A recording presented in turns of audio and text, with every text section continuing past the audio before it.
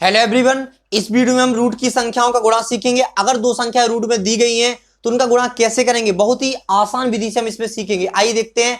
हमने उदाहरण के लिए 4 प्रश्नों को लिया है, इन प्रश्नों को हल करेंगे और सीखेंगे कि रूट में अगर संख्याएं दी गई हैं, रूट की संख्याओं को गुणा करना है तो कैसे करेंगे। हमारा पहला प्रश्न है √2 गुणा √8, तो इसको कैसे हल करेंगे आइए देखते हैं। सबसे पहले अगर आपको इस तरह से अलग अलग संख्याएं दी गई हो रूट में और कुछ भी किसी का भी वर्गमूल ना निकल रहा हो पूरा पूरा, तो हम सबसे पहले क्या करेंगे, सिंपल विधि है, दोनों को एक ही रूट में गुणा में लिख लीजिए। आपने एक रूट लिया, इसको 2 गुणा 8 इस तरह से आपको लिख लिया, कुछ नहीं करना, बिल्कुल सिंपल विधि है, आपको ऐसे लिख लेना है। अगर आप बात करें तो इनका आप अगर गुणा करें तो 8 दूनी कितना होता है 16, और 16 का वर्गमूल कितना होता है 4। इस तरह से कर सकते हैं। या फिर आप 8 को गुणनखंड करिए, 8 के गुणनखंड करिए, 8 के 2 गुणे 2 गुणे 2 आएगा, जोड़ा बना दीजिए, आंसर आपका 4 ही आएगा। इस तरह से आप कर सकते हैं, ठीक है। अब हम अगर दूसरा प्रश्न देखें तो दूसरा प्रश्न भी बहुत ही सिंपल है।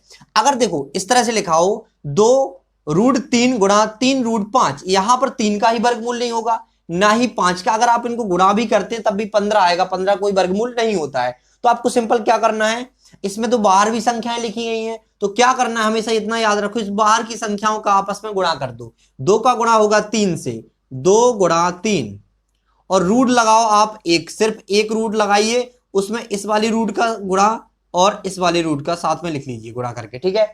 इस तरह से आपने लिखा कि 2 का गुणा आपने 3 में लिखा, बाहर की संख्याओं का बाहर की संख्याओं से गुणा और रूट की संख्याओं का रूट की संख्याओं से गुणा, ठीक है। तो जोड़ा तो यहां पर बनेगा नहीं, इसका वर्गमूल तो कुछ आएगा नहीं, तो सिंपल आपका आंसर क्या आएगा, 2 तिया 6, और रूट में क्या निकलेगा, रूट 5 15, 3 का गुणा 5 में करेंगे तो 15 आएगा। तो आपका आंसर क्या है, 6√15 है। इस तरह से आप लिख सकते हैं।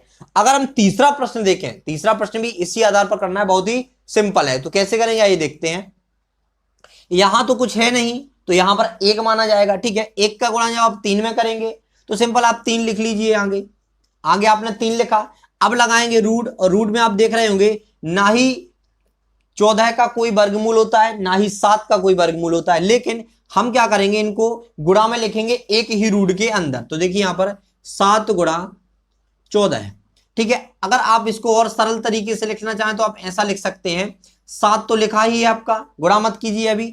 14 को आप 2 गुणा 7 भी लिख सकते हैं, क्योंकि 7 दूनी 14 होता है, तो 2 गुणा 7 है, 2 7 14, ठीक है। तो आप देखिए यहाँ पर 2 7 यहाँ पर है, यहाँ पर 7 है, तो 7 का एक जोड़ा बन गया, तो 7 को हम बाहर लिख लेंगे यहाँ पर 3 गुणा 7, और रूट में बचा केवल आपका 2, तो 2 यहाँ पर लिखेंगे तो आंसर कितना आया, 3 7 21 √2।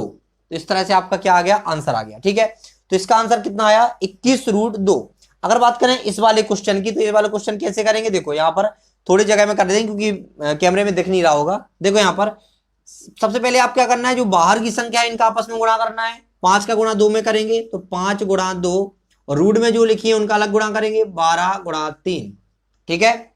अब देखो इसको कैसे करेंगे, या तो आप 12 3 36 कर देंगे, 36 का वर्गमूल 6 होता है। अगर आपको ऐसे नहीं करना तो आप ऐसे भी कर सकते, देखो 5 दूनी 10 किया आपने, फिर आप क्या करेंगे, जो 12 है इसका आप गुणनखंड करिए, 2 गुणा 3 होगा, और इसका 3 पहले से आपका, तो 2 का यहां जोड़ा, 2 का यहां जोड़ा, तो देखो यहां पर 10, जिनका जोड़ा बनना उनको बाहर लिखेंगे, 2 का बनना तो 2 को बाहर, और 3 का बनना 3 को बाहर। तो आंसर कितना आएगा, 10 दूनी 20 30 60 आएगा आपका आंसर, ठीक है। कितना आएगा, 10 दूना 20 20 तिया 60। तो इस तरह से आप लिख सकते हैं, 60 आपका आंसर आ गया।